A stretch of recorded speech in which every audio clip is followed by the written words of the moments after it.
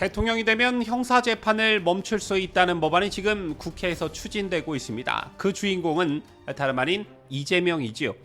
형사소송법을 개정해서 피고인이 대통령이 되면 그 재판을 5년간 멈추자는 것인데요. 말이 좋아 공판 정지지 실상은 이재명의 사법 리스크를 없애기 위한 방탄법안입니다. 법무부는 이 법안에 대해 특정인을 위한 법률 일수가 있다라며 반대 의견을 공식 제출했습니다. 과연 민주당이 추진하는 이 법안은 정당한 것일까요? 오늘 뉴스데일리 베스트에서는 이 개정안의 숨은 의도와 문제점, 그리고 법무부가 반기를 들고 나온 이유에 대해 분석해 보겠습니다.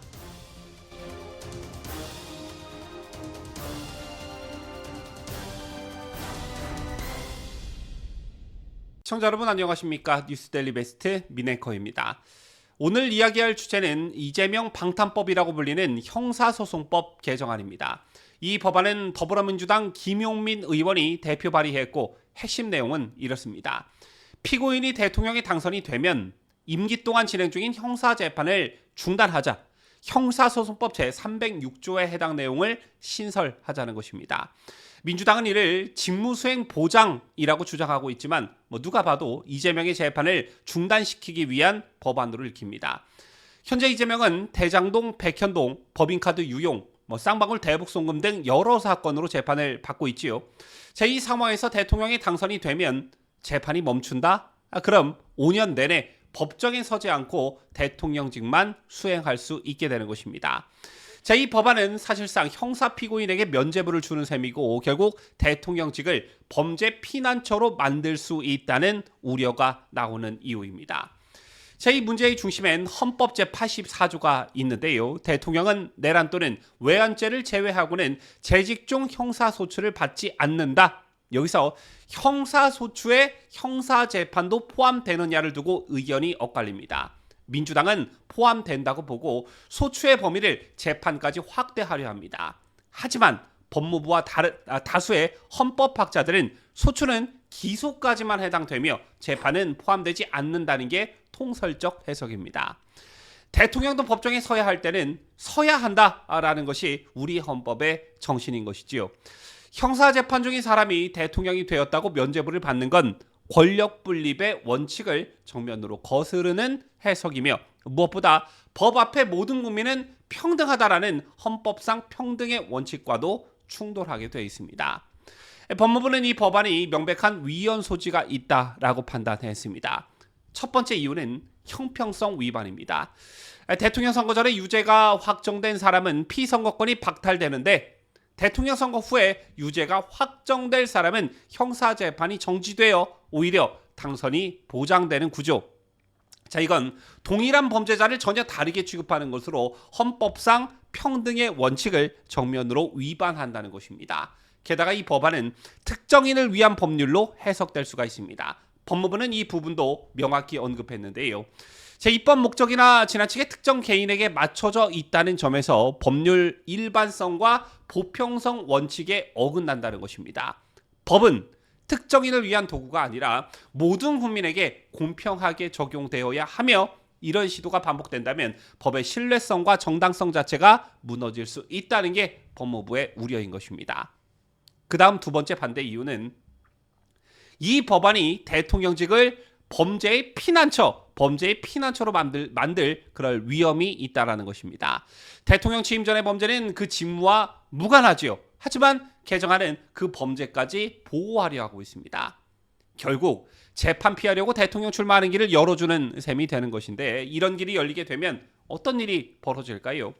앞으로 대통령 선거는 정치 비전과 도덕성 경쟁이 아니라 재판을 피하려고 하는 피고인들의 면책 경쟁장으로 전락할 위험이 있다라는 것입니다. 형사 피고인이 정치적 명분 없이 출마하고 대통령에 당선되기만 하면 법정에서 도망칠 수 있다는 그런 신호가 된다면 대선이라는 제도 자체가 완전히 왜곡됩니다. 국민이 뽑는 대통령 후보들 사이에 범죄 혐의자들이 당당하게 끼어들고 정치가 아닌 형사 책임 회피가 대선 전략이 되는 시대가 올 수 있다는 것입니다. 이는 법의 권위를 무너뜨리고 대통령제에 대한 국민의 신뢰마저 흔들게 된다라는 것이죠. 제 같은 맥락에서 만약 이재명이 이번 대선에서 당선된다면 형사재판은 모두 정지됩니다. 그리고 5년 뒤 임기가 끝나고 나서야 비로소 다시 재판이 열립니다. 그런데 과연 그 시점에도 공정한 재판이 가능할까요? 대통령 권력을 쥔 뒤 수사기관과 법원을 압박할 수 있다는 우려가 당연히 나올 수밖에 없습니다. 그리고 마지막 셋째, 공판 정지 제도는 원래 피고인의 방어권을 보장하기 위한 예외적 장치입니다. 예를 들어 심신 상실 상태이거나 중증 질환 등으로 재판 출석이 어려울 때 잠시 정지시키는 제도입니다. 그런데 이걸 대통령 당선이라는 정치적 이유로 적용하자라는 것인데, 자, 이건 제도의 본래 취지를 뒤흔드는 것이죠. 더 나아가 형사소송법은 일반법입니다. 헌법에 의해 위임받은 특별한 사안이 아닌 이상 이처럼 예외 조항을 일반법에 끼워 넣는 건 법체계의 적합성까지 정합성까지 해치는 위험한 시도라는 게 법무부의 지적인 것입니다. 자, 이 법안이 누구를 위한 법인지 국민들은 이미 다 알고 있습니다. 재판을 받는 대통령 후보는 단 한 명, 바로 이재명이기 때문이죠.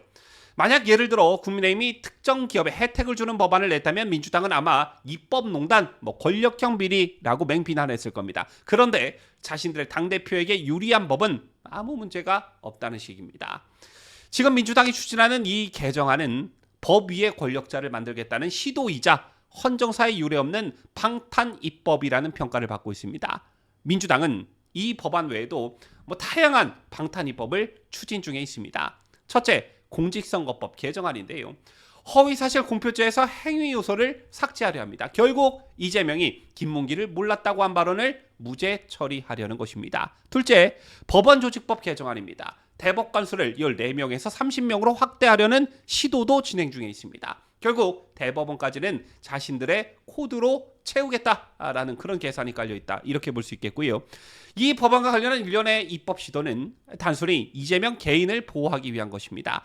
특정 개인의 형사사건이 정치적 입법으로 연결이 되고 그 법안들이 일반적 규범이 아니라 예외 조항의 연속으로 제시될 경우에 국민들은 그 입법의 진정한 목적이 사법 시스템의 정상 작동을 저해하는 데 있는 것 아니냐는 불만을 제기할 수밖에 없는 것입니다.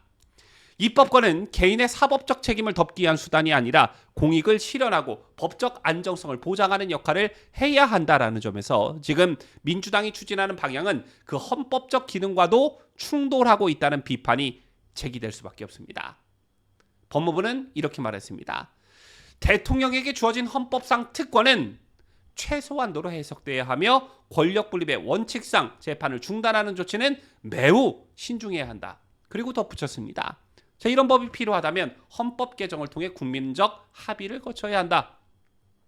입법을 바꿔 대통령 한 사람을 살려내는 것이 아니라 국민 전체의 기준과 법치주의 원리에 따라야 한다는 것입니다. 법무부의 이 경고는 단순한 의견 개진이 아니라 대한민국 법치주의의 최후 보루로서의 역할을 수행한 것이다. 저는 높게 평가하고 싶은데요. 민주당은 왜 이렇게까지 무리하는 것일까요? 답은 단순합니다. 이재명이 유죄 판결을 받을 가능성이 너무 높기 때문이죠. 재미 1심에서 유죄, 2심에서는 특정 성향을 가진 판사들에 의해 무혐의 결론이 났지만 대법원은 이를 뒤집고 유죄 취지로 파기환송했습니다. 이대로라면 대선 전후에 이재명은 피선거권을 상실할 수도 있습니다. 그러니 지금 어떻게 해서든 법을 바꾸고 사법체계를 흔들어서 자신들의 유력 후보를 지키려는 것입니다. 하지만 대한민국은 개인이 아니라 법과 헌법 위에 세워진 소중한 나라입니다. 대통령이 되면 죄를 피해간다? 자, 그럼 그런 나라는 민주주의가 아니죠. 그건 독재입니다. 지금 이 순간 대한민국의 법치를 지키는 건 다름 아닌 국민 여러분의 목소리가 아닐까 저는 생각합니다. 지금까지 저는 자유대한민국을 수호하는 뉴스데일리 베스트 민앵커였습니다.